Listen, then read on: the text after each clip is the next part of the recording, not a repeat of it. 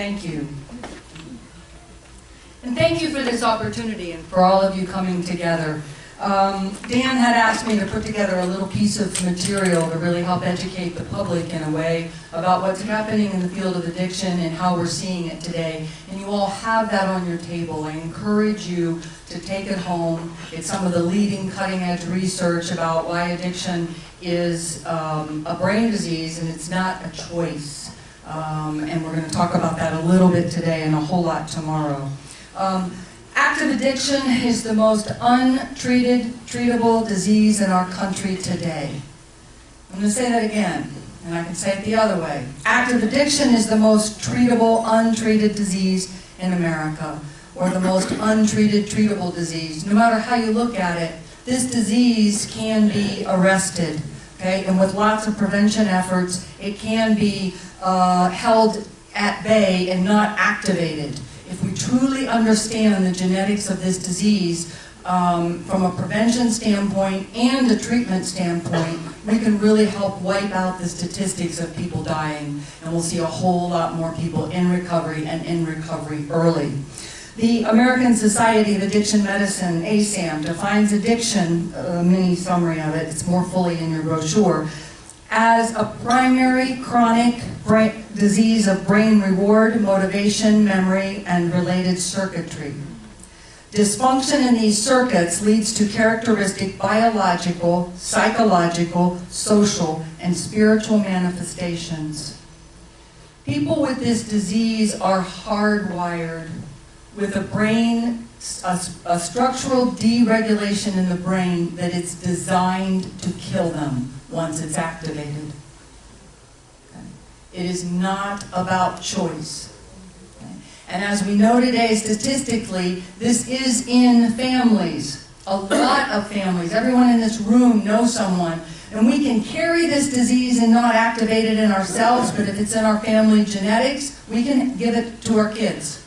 It can be passed on through generations, which is why education is so important. If we really truly understand, it's kind of like diabetes. If we truly understand, if you came from a family with diabetes, relevant, to watch your sugar intake and your carbs and to eat healthy. The same thing we're hoping happens with addiction. If it's running in families, to really look at what is this about and know that some of the family members may be at risk. Typically, 50% of the kids in a family with active addiction will activate their own disease in their lifetime. And part of all of our missions in this room is to stop that from happening. Addiction is not a choice. It is actually a biopsychosocial disease. And what does that mean? Biologically, addiction it's a structural deregulation. We used to say it was a brain disease, and then over time it was an imbalance in the brain. Now we know that it's a structural deregulation in the brain. It affects 3 parts of the brain once activated. Okay? Lies dormant with some event, behavior, substance, prescription or non-prescription. Once it's activated, the structural deregulation begins to progress. Initially, it's a small progression unless it's a young person. It progresses faster in young kids, faster in the elderly. And faster in women than men. But once it starts to progress, what happens is 3 parts of the brain start to be rewired. Okay? The first part grabs it is the nucleus accumbens, which is the primitive part of the brain. It's the part of most of your brains in here that says eat food, drink water. Okay? Well, in an addict's brain, the addict's part of the brain that flares, it says eat food, drink water, use my drug of choice. It's got 3 voices going on, and that's the primal part of our brains. Normal people, most people in this room, it doesn't talk to them like that. It is a choice. But for someone with the genetic predispositions, once it flares open, it grabs them. And then it starts to infiltrate its way into what's called the VTA, or ventral tegmental area, which is where the amygdala is housed.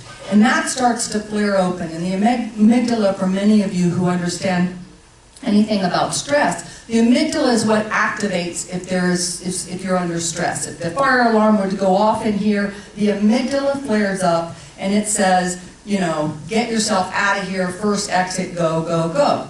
Everybody has that operating.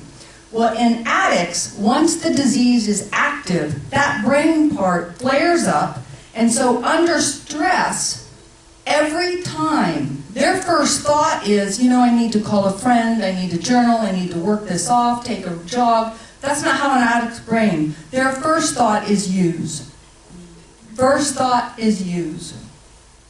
This disease, hardwired in their brain, takes over the circuitry. So the primal part says eat, drink, use. Then under stress, the stressed part of the brain, the amygdala says use. That's their first thought. It's not their second, third, or fourth.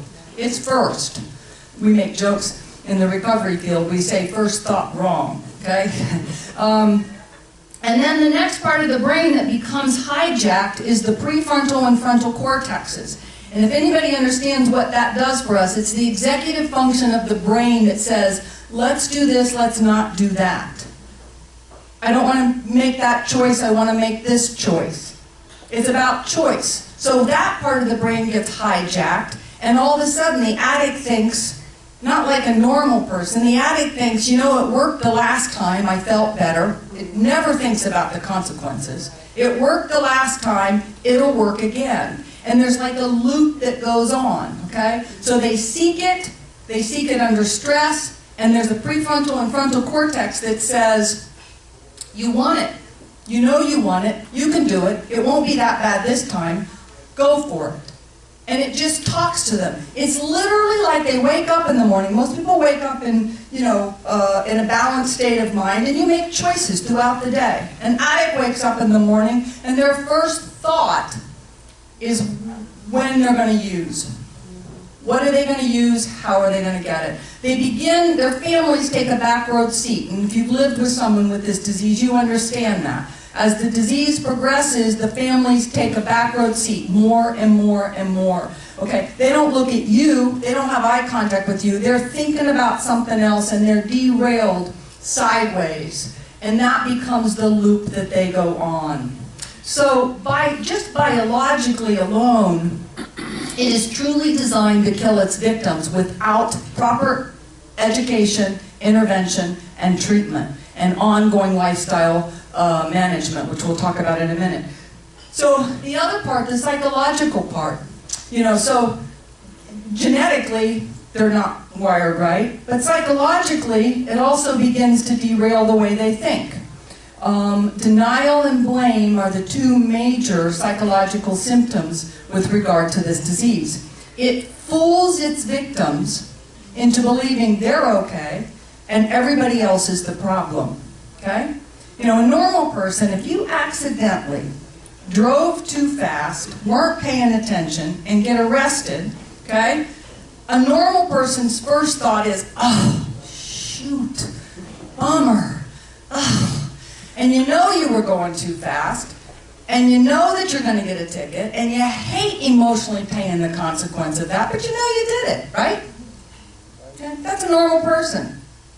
Some people might add a swear word in there or two, but whatever. Okay? But an addict's first thought is that they weren't speeding, the cops in the town are out to get them, and they really didn't do that. It's always someone else. They blame. They search for wholeness outside of themselves, and they always blame something else. It's never about them. They have an inability, while their disease is active, to look at their own role and how their drinking or drug use or uses are getting in the way of their life. They say, not it's my use that's causing the problems in my life. It's the problems in my life that are causing me to use the way I use. Okay? Everything starts to psychologically just flip itself around. And they have an uncanny ability to deny something that they did. They did it. They know you did it. You know they did it. And they have an inability to not only tell you they didn't do it, look at you straight in the eye and say that wasn't me, and get you in a matter of minutes to question yourself as they call you crazy. Okay? And if you've lived with an addict, you know what I'm talking about. Okay? They flip everything around in order to survive. Because remember, the nucleus accumbens, the pyramidal part of the brain, it's always telling them, use or die. So Their disease, when it's active, becomes a matter of survival, and it truly fools its victims, like I said, into believing they're okay and everything else is the real problem. Because just like we know, drink water, eat food, or we die, their brain adds the third genre. Drink water, eat food, use, or I'll die. It is like a little devil speaking on their shoulder. Okay? They hear the voice, the spiritual voice at times, but in time, they put that one to sleep and they follow the pull of the disease. It's frightening, the power of this disease and what it's doing to America.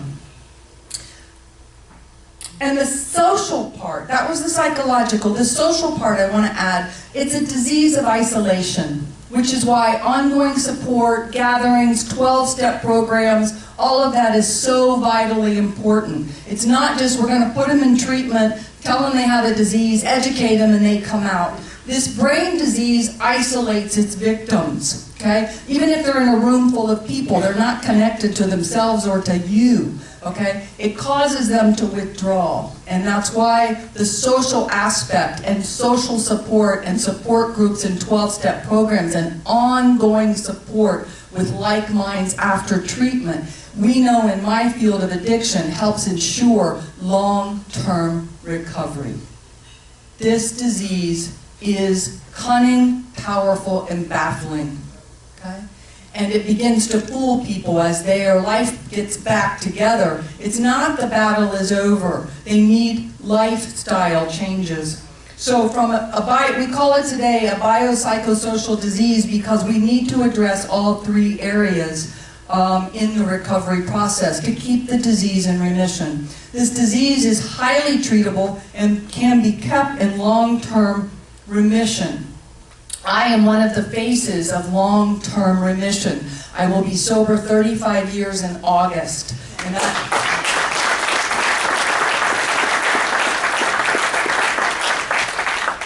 And it's only through the support and active engagement in what I need to do in changing my lifestyle that's made that possible.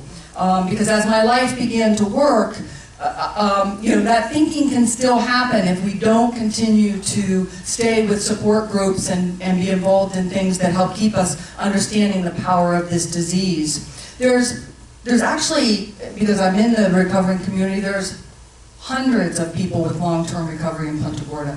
The sad part about my disease is when I came into recovery over 30 years ago, what happened was we were told to keep it silent. We were told to keep it silent. You just go and you don't use anymore, but you don't tell the world that you're in recovery. And what we've learned over the years from that is people aren't going to understand the true hope that this disease has if those of us with over 20 and 30 years of recovery don't stand up and use our voices.